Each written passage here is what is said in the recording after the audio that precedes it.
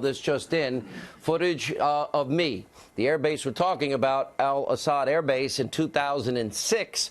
Now, I went there and got to know these guys at that time. Look a little younger, hair's a little darker, but these are our brave men and women that were under fire tonight. Here with reaction live from Washington, Senator Lindsey Graham, the great state of South Carolina. You know, Senator, a lot has changed since the conflict with Iraq and the conflict with Afghanistan. Just like Vietnam, it gets politicized in that town you live in, the swamp. And we send these kids to fight, bleed, and die. They fight, they give their heart, and then we decide, never mind. That has changed my attitude about any future conflicts, and I believe it's changed yours, too. And the president's clear. There's not going to be long, protracted conflicts, and our military might is stronger than ever. Yeah, well, the first thing I want to do is thank those who are serving in uniform in the Mideast, because you're the virtual wall between us and radical Islam. We can build a wall along our southern border to protect us there, but you can't build a wall between us and radical Islam. You need some of our people over there working with others to keep these bastards at bay. So one, to the family members, I have complete confidence in President Trump and his team to protect your family member and to protect our nation.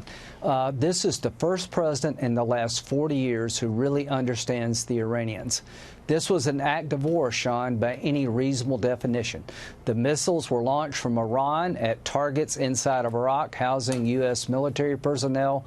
The president has all the authority he needs under Article 2 to respond, and how he responds is yet to be determined, but he has that authority to respond. It was an act of war by a regime for the last 40 years. It's been a cancer in the Mideast. When they say they want to destroy Israel, they're not kidding.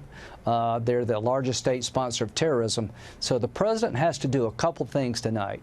What can I do to restore deterrence, to make sure this doesn't happen again? And he doesn't want regime change. He wants the behavior of the regime to change in 3 areas.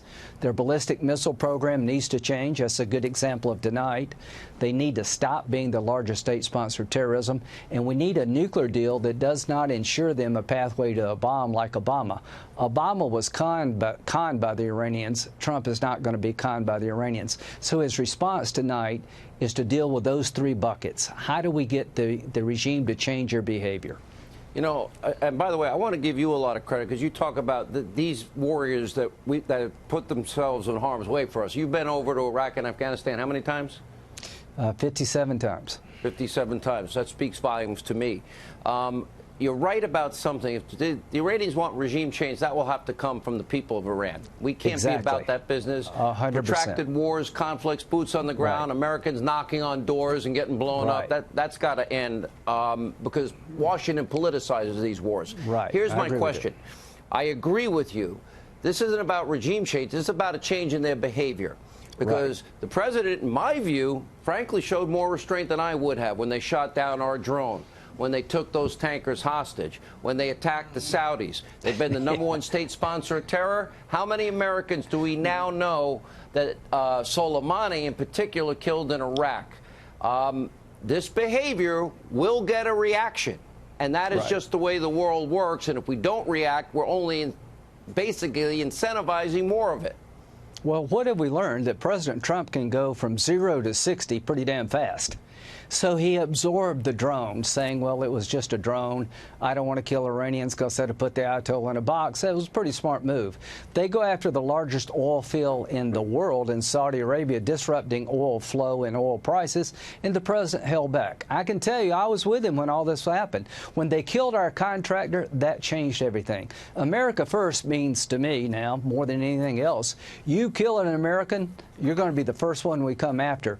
So these missiles did not kill an American tonight, I hope, but it's probably more good fortune than it is intent. The president is very methodical in his thinking. He's got one of the best national security teams that I've seen since I've been up here. But never lose sight that we're dealing with religious Nazis. They really mean it when they want to destroy Israel and kill all the Jews. And they've been disrupting the Mideast for 40 years. It needs to stop. I want to highlight this. You know, there may be a mindset, and I know we have the Benghazi Democrats and the bribe mullah Democrats. Right. 150 billion in cash and other currency with no any place, anytime inspections, and it expires in 10 years, and you can restart your nuclear program was probably one of the dumbest deals ever. But this is a very important point. The last century, we lost 100 million human souls. Fascism, yes. Nazism, Stalin, the killing fields, Mao, over 100 million souls. Evil exists. This type of behavior, I don't want protracted wars, and I don't want boots on the ground, and I would argue never do that again.